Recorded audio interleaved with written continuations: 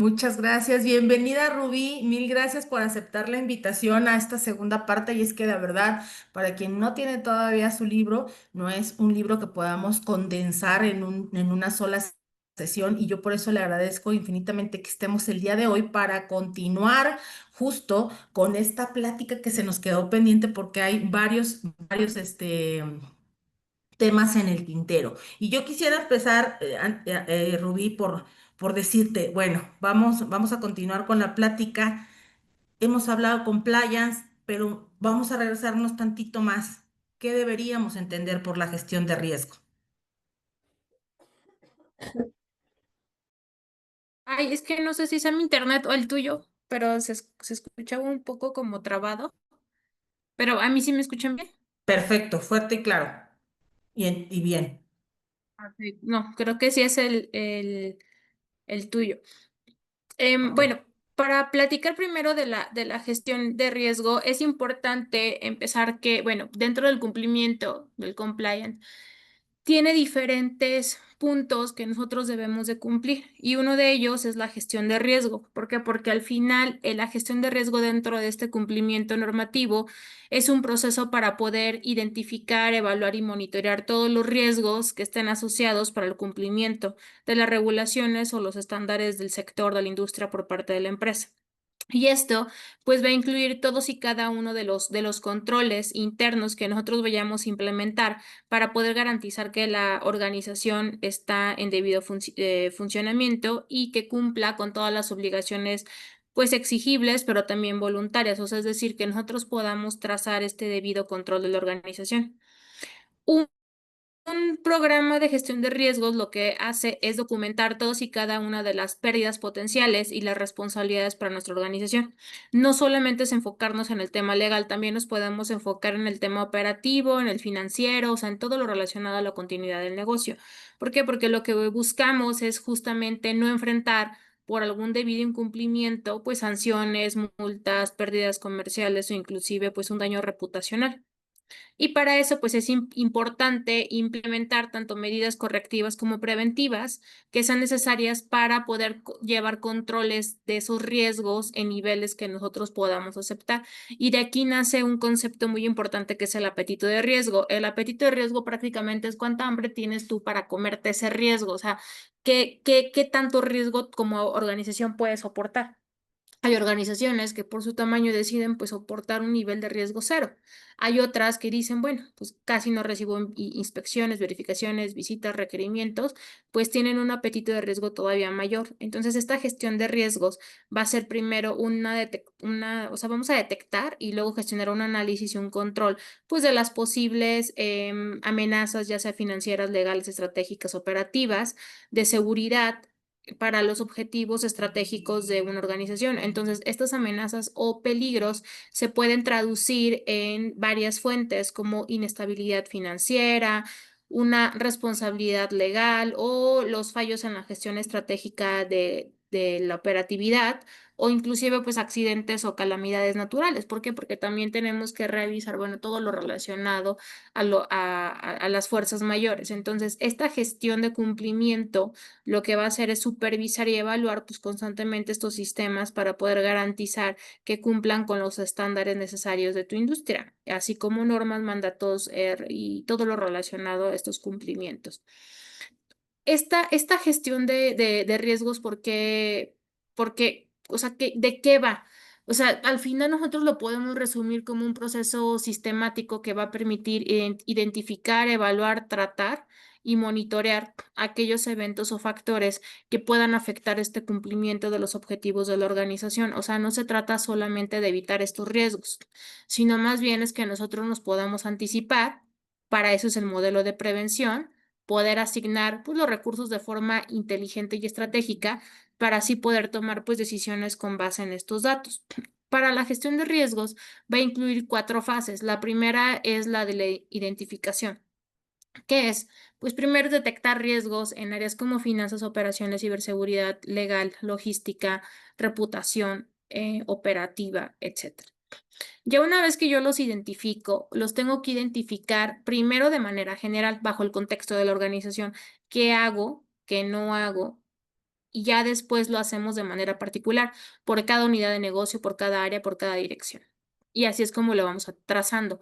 Una vez que ya hicimos esta etapa, pasamos al análisis y a la evaluación. Hay que medir la probabilidad y el impacto, priorizando pues cuáles requieren atención inmediata. ¿Por qué probabilidad e impacto? La probabilidad es qué tan qué tanta certeza hay de que ocurra. O sea, ¿cuál es la probabilidad de que esto se materialice en mi organización? Y el impacto son las consecuencias, pero no solamente hay que mirar hacia las consecuencias económicas, sino pues a las consecuencias legales de operatividad y de continuidad de negocio. Una vez que nosotros hacemos esta probabilidad y este impacto, ahí tenemos que priorizar, pues, cuáles requieren atención inmediata. Un ejemplo puede ser, si en mi organización nos dedicamos al transporte, entonces, ¿qué tan probable es que yo pueda traficar droga? O que alguien de mis choferes esté traficando droga. Como es transporte, pues la probabilidad es muy alta. ¿Cuál es el impacto? Bueno, pues la clausura temporal o permanente, multas, penas, sanciones, etcétera. ¿Cómo lo puedo mitigar? ¿O cómo puedo bajar? O sea, ¿cómo puedo yo o sea, hacer esta priorización? Tengo otro, por ejemplo, otro riesgo, el riesgo de, de elaboración de estupefacientes. ¿Qué tan probable es? Pues yo no tengo laboratorios, entonces el riesgo es bajo. ¿Cuál voy a priorizar? El que sea muy alto, o sea, la probabilidad que sea muy alta. Entonces me voy a enfocar en eso, ahí voy a destinar mis recursos. Entonces, ¿qué puedo hacer para tener una atención inmediata o establecer un control, una medida de control? Ah, pues puedo tener cámaras en las unidades, cámaras en el momento de cuando se hacen las cargas y descargas de las unidades. Bueno, también ahí puedo tener este control. Para eso nos ayuda esta parte de la gestión de riesgos. Un siguiente punto, ya que tengo todo esto, viene el tratamiento. El tratamiento prácticamente es implementar controles, políticas o cambios operativos para reducir estos riesgos o eliminarlos. ¿Por qué? Porque tenemos dos tipos de riesgos. Tenemos el riesgo inherente y el riesgo residual. El riesgo inherente es el riesgo que por el simple hecho de ser esta empresa, yo lo puedo tener. ¿Por qué? Porque a eso me dedico y el riesgo está ahí, latente. Pero este riesgo inherente, obviamente, pues lo que busco es dentro de mis controles no tenerlo en alto, sino tenerlo en bajo o en medio, dependiendo del nivel aceptable y pues del apetito de riesgos de la organización. Entonces, así es como se va a hacer el tratamiento. Y el riesgo residual es una vez que yo hice la identificación, el análisis y la evaluación y viene el tratamiento, el riesgo residual es lo que me queda, por eso se llama residuo. O sea, ya después de que yo implementé controles, políticas, directrices, etcétera, el residuo es lo que me va a quedar y eso lo puedo tratar. No se va a desaparecer, es poco probable, pero sí lo podemos tener en un nivel pues bajo. Entonces, ¿qué es lo que tengo que hacer? Estos controles, estas políticas o estos cambios operativos. Y por último, viene el monitoreo y la mejora continua. ¿Por qué tengo que monitorear? Siempre tengo que monitorear mis riesgos porque estos riesgos pueden crecer o pueden disminuir. ¿Qué va a depender? Factores externos o internos de la organización. Factores externos tenemos como cambios en la legislación o cambios en el poder o cambios de toda una estructura de una dependencia de gobierno que es la que nos inspecciona, nos verifica, o cambios internos es hubo una reestructura de la organización, tuve pérdidas de ciertos talentos o vamos a abrir en una nueva operación. Entonces, tengo que monitorear y revisarlos periódicamente porque estos riesgos pues pueden evolucionar. Y la mejora continua, ¿qué quiere decir? Pues todo el punto toral del compliance es tener una mejora continua. Siempre tenemos que estar revisando nuestro sistema. ¿Por qué? Porque el sistema pues tiene que evolucionar. Conforme evoluciona el derecho, conforme evoluciona la sociedad y nuestra misma empresa, pues nos tenemos que ir adaptando a estos casos. ¿Por qué? Porque un ejemplo podría ser práctico, es una empresa que va a exportar alimentos identifica como riesgo la modificación de normas sanitarias internacionales. Por lo tanto, esta gestión de riesgo pues, le va a permitir adaptar ciertos procesos que lo puedan hacer antes de que la nueva regla entre en vigor y así evitamos sanciones y pérdidas de cliente. ¿Por qué? Porque al final pues la gestión de riesgos no es temerlo al futuro, sino más bien es prepararse para o sea, y poderlo dominar y estar al día con la empresa. Entonces prácticamente pues eso sería.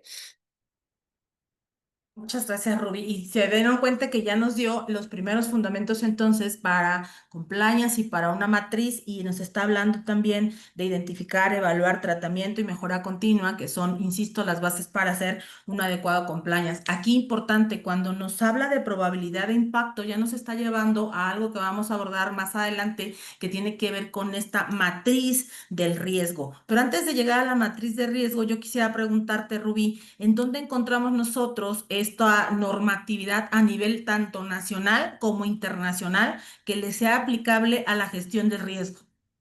En la parte nacional lo encontramos en la Ley General de Responsabilidades Administrativas porque exige la prevención de riesgos anticorrupción. Esto ya es una realidad pues para las empresas, ¿no? Ya habla sobre las personas morales. Entonces, justamente tienes que contar sí o sí con una gestión de riesgos.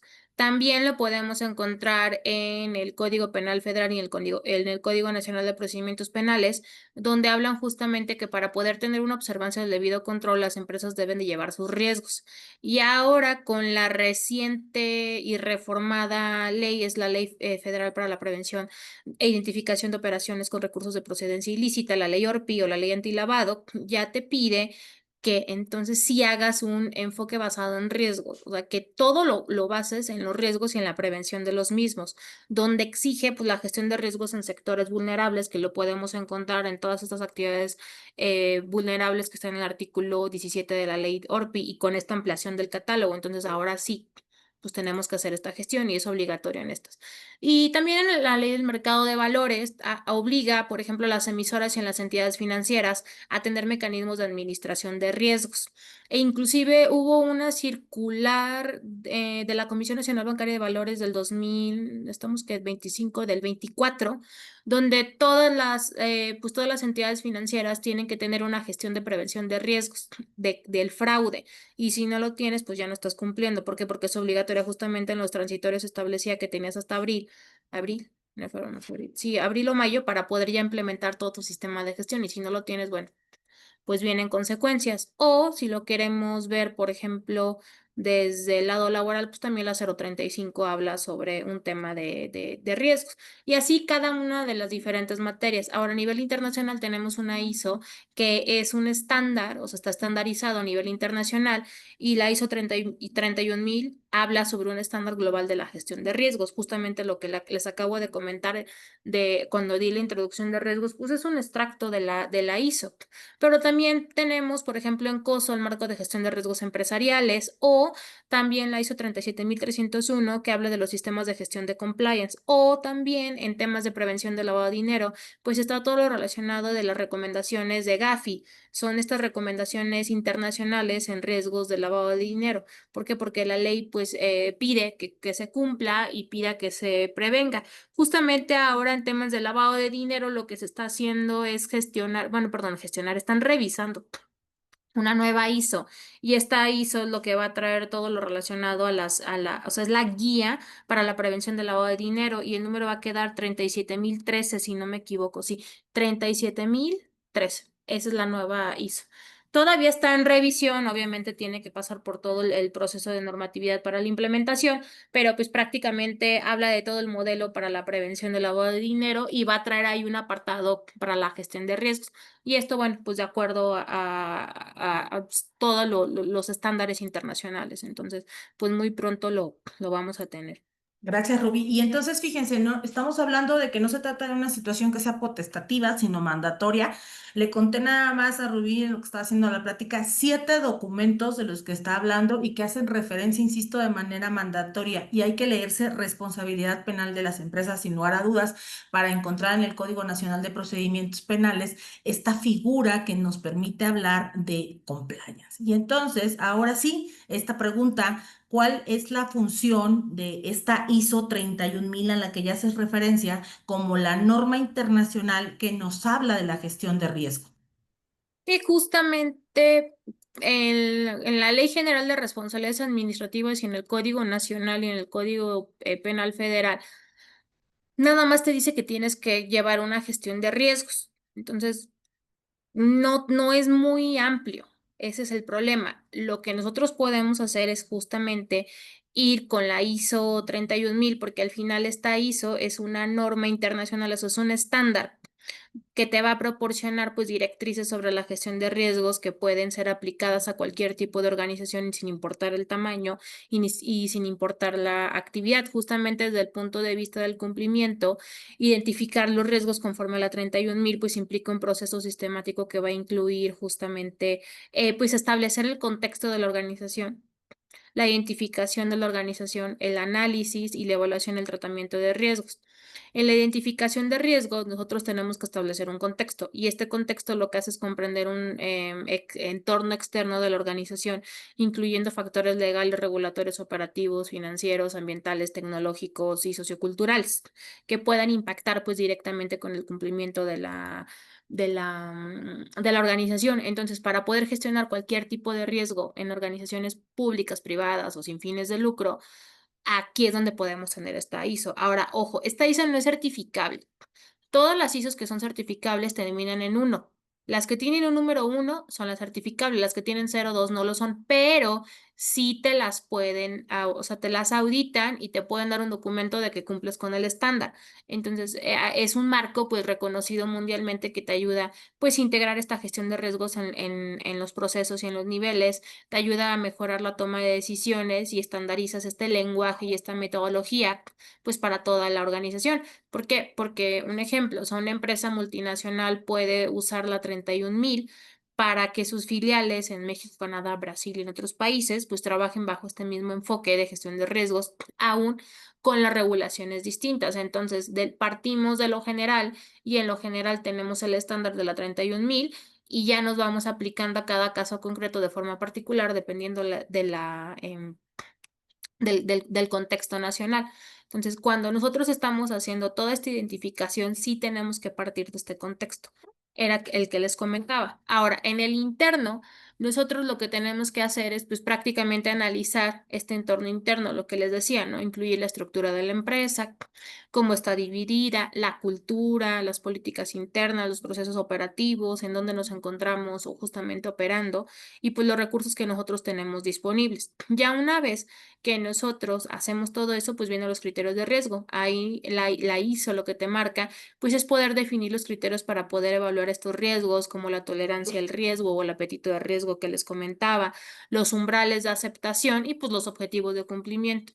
Y la ISO también te habla pues de esta identificación donde tienes que tener mapeo, fuentes, consultas internas, externas y la revisión de los documentos. O sea, cuando hablamos de mapeos, en la ISO te dice que tienes que realizar un mapeo de todos los manuales, procedimientos, procesos que tienes al interior y cómo están entrelazados y concatenados y de qué depende el negocio para poderlo identificar y que puedan surgir estos riesgos. Una vez que ya tengo este mapeo de procesos, entonces viene la fuente de riesgos. Aquí con todo esto nosotros tenemos que identificar sí o sí las fuentes de riesgo que puedan afectar el cumplimiento con todos los cambios de la legislación, los errores humanos, los errores operativos, los fallos tecnológicos, los fraudes.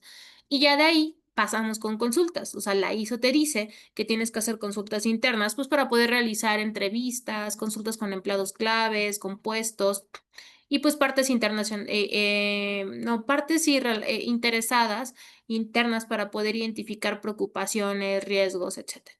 Y ya pues de ahí pasamos a esta revisión de documentos, lo que te dice la ISO para que puedas pues examinar todos estos documentos internos. La ISO también te habla de herramientas y técnicas para poder identificar los riesgos del compliance. Te dice que hagas tu análisis FODA. Aquí tú utilizas este análisis de fortalezas, oportunidades, debilidades y amenazas para poder identificar estos riesgos de cumplimiento en relación con el contexto interno de la empresa. Y ya que tienes tu análisis FODA y que hiciste todos estos elementos, la ISO te dice, ya aplica tus matrices de riesgos. En las matrices de riesgo utilizamos esta probabilidad de este impacto para poder clasificar y priorizar los riesgos.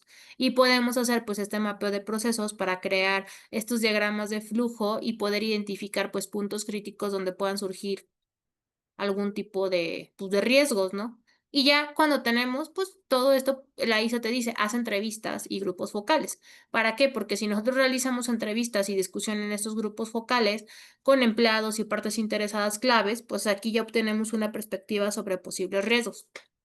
Luego vienen los cuestionarios. Ya que pasamos por todos esos puntos, la ISO te dice que tienes que hacer pues, ciertos cuestionarios para poder utilizar listas de verificación que son la checklist. O sea, el checklist no está peleado con el compliance, pero no es tu base total, o sea, no es tu punto. Ya estructuras estas listas de verificación, tus cuestionarios de autodiagnóstico que estén estructurados pues para poder asegurar que sí se estén considerando todas las áreas relevantes. Y ya al último haces un escenario. Entonces, todo esto te dice la ISO. Y la ISO también te habla, pues, de las diferentes definiciones, o sea, qué es un riesgo. O sea, el riesgo es prácticamente un efecto de una incertidumbre en los objetivos de la organización. O sea, definición se va a aplicar a los riesgos asociados con el cumplimiento de normativas, leyes, estándares éticos, normas, etcétera. Entonces, el riesgo es un efecto potencial de la incertidumbre o de eventos no deseados que pudiesen afectar de manera evidente o adversamente pues el cumplimiento de las normativas. Y también la ISO pues te habla de las fuentes de riesgo y te va llevando de la mano para hacer tu análisis. O sea, te dice tienes que partir del análisis, luego del tratamiento, la implementación. Entonces, prácticamente la ISO es pues una aliada al momento de que nosotros queramos pues implementar toda la gestión de riesgos. Vale. Oye, Rubí, escuchándote, la siguiente pregunta sin lugar a dudas va a ser, ¿para qué me sirve una matriz de riesgo? Y si de esta manera yo pudiéndole asignar algún número, determinaré cuáles son aquellos que tomaré como prioritarios, cuáles son aquellos que, como ya nos mencionaste, se podrían ir a residual. Y no sé si coincidas con que no existe riesgo cero, no hay un riesgo cero y como ya dices, no es evitar el riesgo, sino anticiparnos, y la palabra aquí siempre va a ser en compliance, anticiparnos a lo que podemos hacer ante esta situación que se puede dar derivado de las propias actividades que se realizan. Entonces, ¿qué hago yo? ¿Cómo le hago para empezar a hacer, a diseñar una matriz de riesgo? ¿Y para qué sirve realmente ya cuando estoy iniciando en compliance? Las matrices de riesgo pues son herramientas muy visuales y también metodológicas porque nos tenemos que enfocar en la 31000 que nos ayudan a clasificar y a priorizar estos riesgos. ¿En qué función? Lo que les comentaba, en la probabilidad y el impacto. ¿Qué tan probable es que se materialice este riesgo y cuál es el impacto que va a causar este riesgo a mi organización? Nos van a ayudar, ¿para qué? Para poder identificar amenazas a la integridad, por ejemplo, corporativa, o sea, fraude, soborno, incumplimiento, etcétera. Pero también nos ayuda a detectar dónde podemos enfocar estos recursos y estos controles. ¿Por qué? Porque pues, no todo va a tener el mismo valor de riesgo, alto, medio, bajo, y tampoco va a tener el mismo valor de ser prioritario. Entonces, así con eso, nosotros podemos enfocarnos qué es lo que me falta, qué es lo que puedo prevenir. No, inclusive hasta la podemos hacer por meses, ¿no? O sea, dependiendo de las obligaciones. Existen obligaciones, pues, mensuales, anuales, que nosotros debemos de cumplir y ahí vamos a poder determinar y enfocar estos recursos. También estas matrices nos ayudan a poder documentar pues, que la empresa actúa con una diligencia razonable ante las autoridades y las auditorías. Un ejemplo puede ser una empresa de manufactura. En la matriz pues, puede mostrar que el riesgo de soborno en licitaciones públicas es muy alto y que requiere políticas estrictas y capacitación específica. Esto con base en la Ley General de Responsabilidades Administrativas y la Ley de Adquisiciones, Arrendamientos y Servicios Públicos, la LASP. Entonces, justamente en la LASP también ya hubo una reforma, eso fue en marzo, si no me equivoco, marzo o abril, donde te dice que ahora todas las empresas que van a estar licitando de forma pública también deben de tener los sistemas de prevención, o sea, debes de tener tu compliance, un enfoque, o sea, prácticamente tienes que tener el ESG porque compliance ya está superado.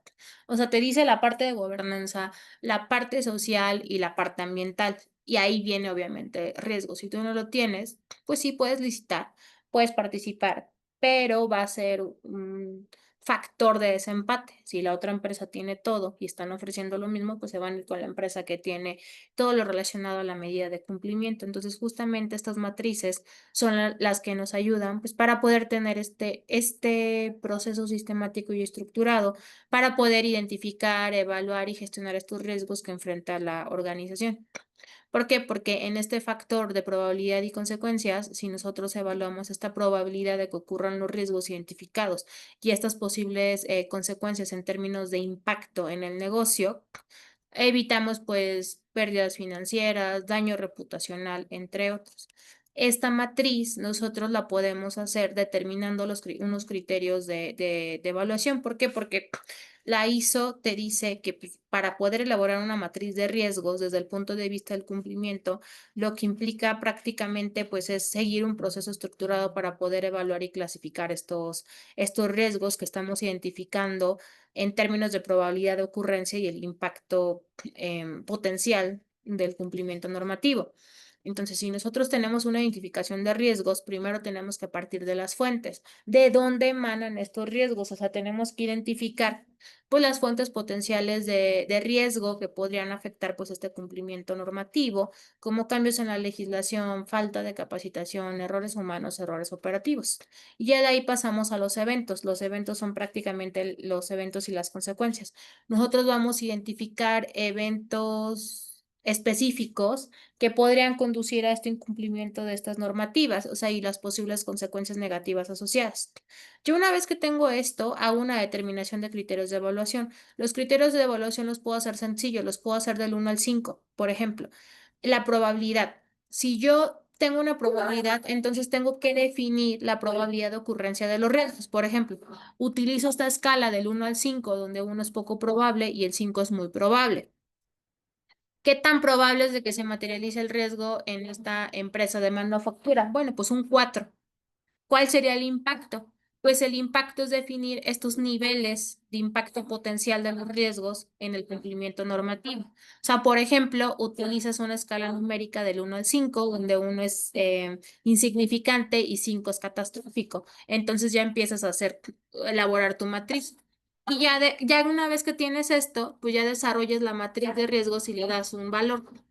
Como las tablas, no sé si se acuerdan cuando iban en la secundaria y en la prepa y ponían a hacer la revisión pues, para poder trazar en los mapas, esos en los cartógrafos como naranjitas. Lo mismo pasa con el riesgo. Tú le das un valor, por ejemplo, tienes ejes. El eje X es tu probabilidad. Ahí creamos una lista de los niveles de probabilidad y el eje Y, pues es el impacto. Creas una lista de los niveles de impacto. Y ya después que los tienes así, haces una intersección. Y en esa celda vamos a poner cruzar este nivel de probabilidad con el nivel de impacto. Y así pues podemos tener una muy buena matriz de riesgos y ya asignamos los valores. O sea, asignar a cada riesgo identificado porque lo tenemos que hacer de manera general por la empresa, pero también por la unidad de negocio para poder determinar dónde está este incumplimiento. Y ya lo vas asignando. De hecho, le pasé a Emily un ejemplo de matriz, te lo mandé ahí. Sí, se las paso con mucho gusto al, Lo al, puedes al, al- pasar o si quieres lo podemos proyectar y así aprovecho de llevarme mi perrito porque está desquiciado. Vale, Entonces, va que va, hay la mucho de fondo. populate. Entonces, puedes ir proyectando y ahí viene la probabilidad y podremos hacer un ejercicio muy rápido. O sea, podemos escoger a alguien del público o tú puedes, o sea, o tú me No, das no, no, si quieres alguien aquí y del pero chat. que sea de su organización para poderlo establecer ahí dentro Vale. de la En tabla. lo que le damos un minuto para que Rubí vaya con la mascota, porque no me hace el nombre, perdón, vamos ahorita a proyectar una matriz. Y quien quiera la matriz, por favor, denle un like a las páginas de Intecac, uno más a la ponente y uno a su servidora y con mucho gusto se las hacemos llegar. Fíjense, este es el ejemplo de la matriz de riesgo. Algo que también está avanzando Rubí durante la plática son estas nuevas siglas que aparte de compliance tenemos que tener ya en nuestro radar.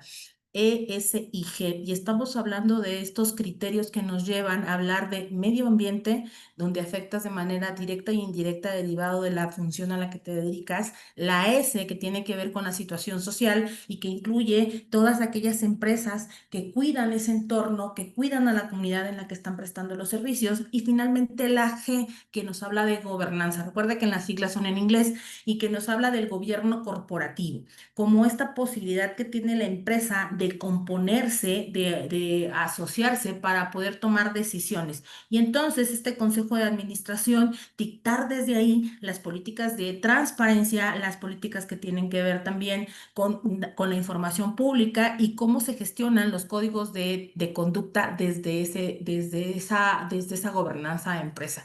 Y cómo todo esto lo vamos a hacer nosotros obligatorio. ¿Cómo hago que estas políticas tomen fuerza? ¿Cómo hago que este código de ética, este código, inclusive algunas ocasiones hasta de vestimenta, tomen esta fuerza? Pues no hay de otra más que apoyándonos en el reglamento interior de trabajo, que por lo tanto el mismo tendría que estar depositado en el Centro Federal de Conciliación y Registro Laboral, que ya saben ustedes que es a través de esta situación que es 100% virtual, no hay que ver a nadie, es un mecanismo que se hace a través de la FIEL, donde depositamos este reglamento. Para aquellos que todavía están bajo un reglamento que tenían depositado en las juntas, déjenme decirles que van tarde. Así como decía hace un momentito la ponente, que hablar de compliance pareciera que ya está un poco atrás, porque ya estamos hablando de estos nuevos criterios ESG. También quien todavía tiene un reglamento de tan antaño ya no le está sirviendo ni está haciendo las veces necesarias porque ya no está cumpliendo,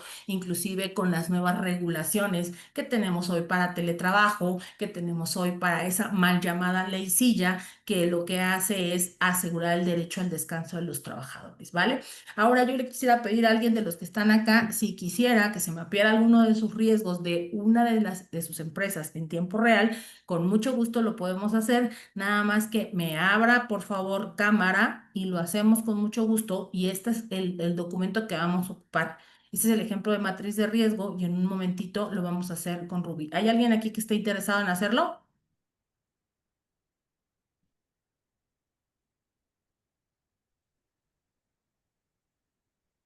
Si no, o sea, yo les puedo ir dando los ejemplos, o sea, Ok. tenemos aquí en la parte donde dice nivel impacto de probabilidad bajo, medio, alto, bajo, medio, alto. Entonces aquí yo le doy un valor más alto de 10, pero puede ser de 5. Entonces, un ejemplo podría ser nivel de impacto probabilidad. En un riesgo bajo podría ser una falla menor en un registro de proveedores internos. Ahí el impacto lo podríamos poner en 2 y la probabilidad es 2. ¿Por qué? Porque pues realmente registrarlos no puede haber algo más fuerte. Pero, por ejemplo, si nosotros un riesgo bajo, pero que puede ser una probabilidad media, podría ser un error administrativo en formatos internos. Ahí el impacto es 3, podría ser 4. Oye, Rubí, a ver, a ver qué te parece esto. Me dedico a la subcontratación de acuerdo a los nuevos esquemas del artículo 12. Y pues obviamente tengo mi registro REPSE, pero ya tenemos la situación encima de las renovaciones. ¿Dónde ponemos la renovación? ¿En qué nivel de impacto? Si de eso depende, pues todo el trabajo a lo que nos dedicamos, la subcontratación. Pues es que va a depender, o sea, qué día se vence el REPSE. Pensemos que por la fecha en que la puse se me vence en septiembre. O sea, estamos en agosto, se me vence en septiembre, pues ahí el impacto sería alto y un riesgo alto. ¿Por qué? Porque si no eres Ruby, pues el rep se te tarda 20 días, como Días. si eres Ruby te Sí. tardan 2 días. Porque, Sí. porque sí, porque luego ahí lo Porque sí. con la autoridad. Pero pues sí, si tú lo haces de manera convencional, tradicional, y supongamos que tienes todo en orden, pues sí te puede tardar no los 20 días, porque no te están tardando 20 días, te No, puede como tardar unos 10 días, 10. pero ¿dónde sube más todavía el riesgo? Si eres una empresa que tiene más de 50 registros patronales, entonces puede que tengas un riesgo muy alto. ¿En qué sentido? Que te salga alguna aclaración por parte del IMSS o del Infonavit, entonces ya no obtuviste el registro en tiempo. Y eso pone en riesgo que puedas hacer la prestación del servicio con la consecuencia de no poder cobrar y con las Eso. consecuencias y un Para la poco como operación. un efecto dominó, ¿no? Entonces, importante también saber a qué se dedica el centro de trabajo que ustedes están mapeando. Necesitan conocer el proceso de lo que quieren llevar a un riesgo para que puedan subirlo a esta tabla y después ponerles estos números que en esta ocasión Rubí le puso del 1 al 10, pero ya les decía, ustedes pueden diseñarla del 1 al 5 y donde la calificación menor, pues obviamente reflejará un riesgo menor y entre más vaya subiendo, estamos hablando de un riesgo mucho más alto. Vale. Otro ejemplo que se me ocurre, a ver, estabas hablando hace un ratito de los autotransportes y me voy otra vez a los autotransportes. Una persona que se dedica, una persona moral que se dedica al autotransporte, ¿qué tan probable es que haya un trata de personas o una persona que se dedica a los hoteles, que tiene un hotel Gran Turismo, qué tan posible es que haya trata infantil o que haya abuso? ¿Qué hago yo? ¿Qué medidas tengo que tomar y cómo lo llevo a nivel de impacto y probabilidad de que suceda? Es que primero tenemos que analizar el contexto externo y el interno. El interno sería dónde está ubicado ese hotel. O sea, si está ubicado, por ejemplo, en Acapulco o en Cancún, pues ahí hay un gran índice de trata. Entonces todavía el Ah, riesgo es aumenta. mayor. Ujú. Pero si está, por ejemplo, en alguna ciudad donde no hay tanto riesgo de trata, pues el riesgo va a ser menor. Entonces siempre debemos identificar el contexto de la organización y ya de ahí nosotros le podemos dar este nivel y este impacto, o sea, qué tan probable es que pase. Entonces, si yo tengo capacitado al personal y al nuevo personal, por ejemplo, administrativo y el personal operativo, en cuanto a cuáles son las consecuencias de trata, cuáles son mis controles, entonces pues el riesgo va bajando. Si yo tengo cámaras de seguridad y si tengo otros elementos para esta prevención, el riesgo baja. O sea, todo va a depender de lo que tengamos en la empresa. Muchas veces cuando llegan y piden asesorías de compliance, dicen, es que no tengo nada. Pero sí, sí tienes, nada más que no lo habíamos, no nos habíamos percatado de esa manera.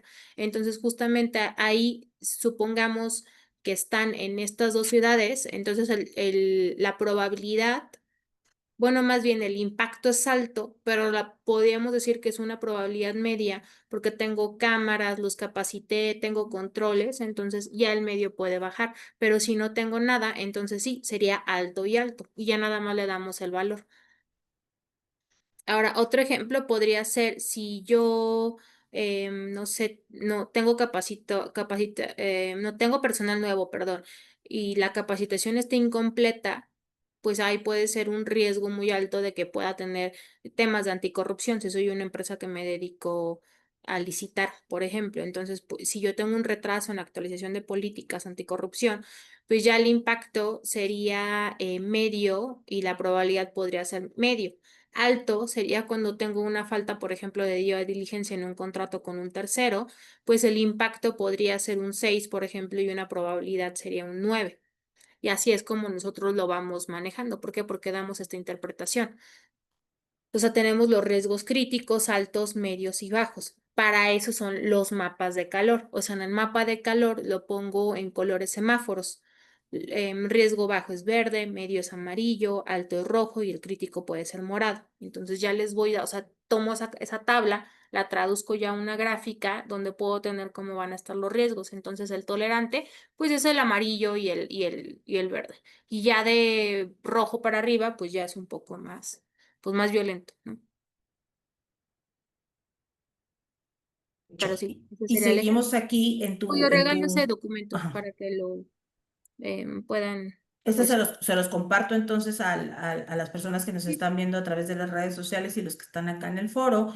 Y nosotros continuamos haciéndote preguntas, si me lo permite. Recuerden que vamos a estar sí. hasta las 10 de la mañana con Rubí. Si hay alguna pregunta aquí del foro, con mucho gusto les voy a pedir que me las deje. Ya medio me explicaste, pero a ver, quiero hacer énfasis. ¿Cuál es la diferencia entre una matriz de riesgo y un mapa de calor? Aunque ya hablábamos más o menos de las radiografías, ¿qué es una matriz de riesgo y qué lo diferencia del mapa de calor? Pues una matriz de riesgo es una tabla, podemos decir, o estructura donde se van a cruzar estos ejes que les decía, los X, los Y y la que cortan, ¿no? Estos ejes de probabilidad de impacto para poder clasificar los riesgos. Y los mapas de calor va a ser ya la representación gráfica o visual para que ustedes puedan verlos usando los colores verde, amarillo, rojo, morado, para mostrar la gravedad de cada riesgo. Por ejemplo, la matriz es esta hoja que ustedes vieron, que la podemos hacer con una hoja de cálculo en Excel con los datos y el mapa de calor ya es la foto color de qué haces con estos datos fáciles de entender. Entonces, la matriz va a ser un diagnóstico y el mapa de calor es la radiografía que todos pueden leer. ¿Por qué? porque si yo empiezo a diseñar mis matrices, pues primero pues voy a definir un alcance. En el mapa de calor no defines un alcance. En la matriz de riesgo defines un alcance de qué tipo de riesgos vas a evaluar, legales, operativos, financieros. Después listas estos riesgos potenciales mediante las entrevistas, análisis documental, auditorías internas. Asignas estos criterios de probabilidad baja, media, alta y el impacto económico, legal, reputacional y clasificas y vas a hacer una priorización, o sea, multiplicando la probabilidad por el impacto para poder ubicar el riesgo en la matriz. Y ya después que te terminas, haces la definición de los controles y los responsables, o sea, qué se hará para mitigarlo y quién lo hará. Y ya podemos revisar periódicamente, pues una vez al año, estos cambios relevantes, con base en que ya después con nuestro mapa de calor. Entonces ya tienes ahí el mapa de calor con los colorcitos y ahí esa es pues, la diferencia prácticamente. Gracias, Rubí. Fíjate que dices quién lo hará y cómo lo hará. Y aquí hay dos preguntas. Dice Carlos Soto, ¿el oficial de cumplimiento pudiera incurrir en responsabilidad penal y si de favor pudieran dar un ejemplo de hipótesis jurídica en que puede ocurrir esta situación? Haces de la pregunta de la vez pasada, creo que habían hecho, ¿no? Sí. Bueno, aquí estamos viendo riesgos, pero les voy a contestar la pregunta. Sí, el oficial de cumplimiento puede incurrir en responsabilidad penal.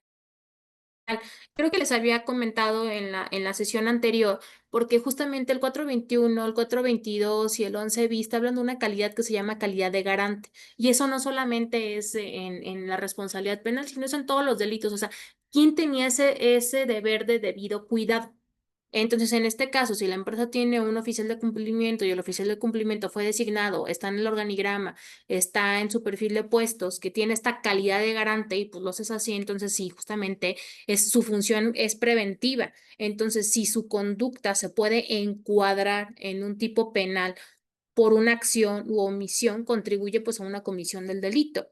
¿Por qué? Porque sí lo puede realizar el oficial de cumplimiento, pero sí existen disposiciones que permiten atribuirle responsabilidad, por ejemplo, cuando participa directamente en la comisión del delito o actúa en coautoría, complicidad o encubrimiento o puede omitir, porque recuerden que, o sea, pues hay tiempo, pues sí.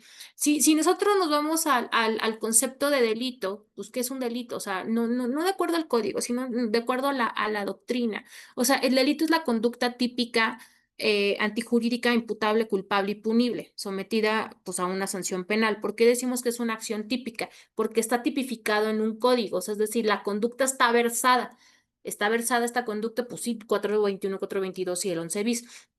Es antijurídica porque es contraria a la ley. ¿Es imputable? Sí, sí es imputable. En este caso podría ser imputable porque, bueno, pues el oficial de cumplimiento entendemos que es una persona mayor de edad y posiblemente hizo esta omisión. Y luego dices culpable. ¿Por qué es culpable? Porque pues es una conducta y hay conductas de omisión, de comisión por omisión, dolosas y culposas. Y es punible, ¿por qué? Porque siempre va a haber una pena, porque va a estar sometida a una sanción penal. Entonces, ¿podría el oficial de cumplimiento encuadrar su conducta en un tipo penal? Sí. ¿Por qué? Porque si actúa directamente en la comisión del delito o no observó esta calidad de garante que tenía de la observancia del debido control y actúa en la coautoría, complicidad o encubrimiento, ¿por qué? Porque él sabía que estaban realizando un acto de corrupción o algún hecho con apariencia de delito y omitió deliberadamente, ahí viene la omisión de cumplir sus obligaciones legales que le correspondían. Entonces, con ello, él está facilitando, ya se convierte en un vehículo para hacer esta comisión del delito. Entonces, justamente hay diferentes normas que sí pueden vincular que sí o sí al oficial de cumplimiento. En el Código Penal Federal, bueno, pues tenemos delitos como encubrimiento, falsedad de declaraciones, operaciones con recursos de procedencia ilícita. En la Ley Federal para la Prevención e Identificación de Recursos, identificación de operaciones con recursos de procedencia ilícita, tenemos las obligaciones de sujetos y posibles sanciones, y ahí viene incluido el oficial de cumplimiento. Y en la Ley General de Responsabilidades Administrativas, pues en materia de omisiones graves también pueden favorecer estos actos de corrupción. Me pedías también un ejemplo. Un ejemplo de una hipótesis jurídica podría ser un escenario. Un oficial de cumplimiento de una institución financiera va a detectar reportes internos que indican que un cliente está realizando operaciones inusuales y evitó hacer los ROS. Los ROS son los reportes de operaciones sospechosas. Y esto fue por montos elevados, digamos, para poder exceder el umbral, digamos, 1,5 millones, 2 millones de pesos. Y encajan con tipologías de lavado de dinero establecidas justamente por la UIF y los criterios. Entonces, en lugar de presentar el reporte de operaciones inusuales o sospechosas que ante la autoridad lo exige la ley antilavado, decide ocultar esta información. ¿Por qué? Porque ese cliente cercano a un alto directivo, genera ingresos y es importante para la empresa. ¿Cuáles son las posibles consecuencias? Responsabilidad penal directa, si no me equivoco, debe venir en el 400 bis del Código Penal Federal, con operaciones con recursos de procedencia ilícita, a su vez de lo que te establece el 11 bis, porque lo puedes, o sea, lo puedes trasladar, sí, de la persona física, pero también lo trasladas a la moral en el 11 bis, y el oficial de cumplimiento podrá ser considerado coautor o partícipe al omitir intencionalmente estos reportes y con ello facilita la operación ilícita. Y también puede haber una responsabilidad por encubrimiento, este sí viene en el 400, para poder ayudar a eludir investigaciones o sanciones. Y también pues hay una responsabilidad administrativa grave bajo la Ley General de Responsabilidades Administrativas en el artículo 25 por faltas a su deber y cuidado y favorecer estos actos ilícitos. ¿Por qué? Porque no revisó o no vio la observancia del debido control. Entonces el oficial de cumplimiento no solo va a ser un asesor, también es un guardián legal, por eso tiene esta calidad de garante. Si cierra los ojos ante el delito, pues la ley lo puede ver como cómplice. Entonces sí, son esos escenarios donde el oficial de cumplimiento sí puede ir a la cárcel. Oye, Rubí, mil gracias de antemano y pedirte entonces, después de toda esta plática que en realidad ya se volvió una clase, cosa que te agradezco infinitamente, me tienes tomando notas y yo creo que más de uno, ¿qué recomendaciones nos darías para una adecuada gestión de riesgo y de implementación de riesgo de acuerdo a lo que hemos comentado? Pues, primero siempre hay que involucrar a la alta dirección, eso es lo más importante. ¿Por qué? Porque el liderazgo debe participar desde la cabeza, o sea, desde arriba hasta abajo. O sea, si nosotros vemos desde la cabeza hasta abajo, bueno, pues el becario se va a emocionar y va a decir, pues yo también debo de guardar este debido control de la organización. Entonces, aquí involucrar a la alta dirección, pues tenemos un liderazgo que debe de patrocinar, podemos decirlo así, y apoyar esta gestión de riesgos. Pero también otro punto importante es la capacitación constante. ¿Por qué? Porque todos en la organización deben entender el concepto y su papel en este control de riesgos. Y también obviamente utilizar estas matrices y estos mapas de calor de acuerdo a lo que vemos en la 31.300, en la 31.000 y en la 37.301, pues para poder asegurar estas buenas prácticas. Y además hay que documentar todo, hay que tenerlo todo por escrito, porque recuerden que ahora con el nuevo sistema de justicia penal, pues antes no había una presunción de inocencia. Antes, yo litigué mucho tiempo penal y antes, para poder consignar a alguien, te decían, pues te vas al MP, pides 2 testigos y te lo consignaban. ¿Por qué? Porque antes la prueba reina era pues la testimonial. Ahora con este nuevo sistema de justicia penal, pues es un sistema acusatorio. Entonces eres inocente hasta que te demuestren pues, lo contrario. Ahora la prueba reina, pues es la documental, o sea, son las periciales, entre ellos la documentoscopía, grafoscopía, etcétera, etcétera, etcétera. Entonces, justamente debemos de documentar todo. ¿Y por qué lo debemos de documentar? Porque, bueno, pues tenemos que contar con matrices, evaluaciones, controles, revisiones, esto es clave, pues para auditorías y defensa legal. Pero ya que tenemos todo eso, entonces sí tenemos que monitorear siempre estos cambios externos, leyes, mercado, tecnología, tendencias que pueden cambiar a nivel riesgo y por consecuencia tenemos que monitorear nuestros cambios internos. Qué tan o sea, estamos creciendo, porque al final o sea, la razón de ser de una empresa y de acuerdo a lo que te dice la Ley General de Sociedades Mercantiles, perdón, pues es el lucro. O sea, nosotros, o sea, somos por eso comerciantes, porque refutamos actos de comercio y lo que buscamos es un lucro. Y el lucro, que es una consecuencia, pues es una ganancia. Entonces, entre más gano, pues más crezco. Si la empresa gana, y crece por consecuencia, entonces sí va a haber un cambio interno. Entonces también eso lo tienes que monitorear. Y al último es no verlo como una burocracia. O sea, si nosotros lo vemos, hay que hacer los riesgos y hay que estarlos documentando cada 3 meses, cada 6 meses. O sea, entonces eso me va a alentar. No, justamente no. Eso es una inversión para evitar pues pérdidas económicas y reputación, porque una de las consecuencias puede ser la clausura temporal o permanente o la disolución de la sociedad o el daño reputacional. Entonces la gestión de riesgos pues no es un gasto, es un seguro de vida estratégico para las empresas. Y bueno, con esto termino. No sé si tengan algo. Es una inversión, siempre digo que es una inversión el compliance y yo te agradezco de verdad, muchas gracias para los que no tienen el libro de Rubí, insisto, ya se están tardando. Se los ponemos también en los grupos de Indecac y en las redes sociales. Muchas gracias y ojalá, Rubí, un día me aceptes la invitación de manera presencial a ir a presentarlo a Indecac y que podamos hacer firma de autógrafos. Síganla, por favor, en las redes sociales. La verdad es que tiene mucho para seguirnos enseñando de compliance y de los nuevos criterios ESG. No sé si quisieras decir algo más. Por mi parte, nada más mi gratitud Gracias y por la mi invitación. admiración. Muchas Muy- gracias. Eh, Gracias, entonces, nos vemos muy pronto. Acuérdense, para los que quieran la matriz, se las pasamos a través de los grupos de Indecac. Gracias. Adiós. Bye.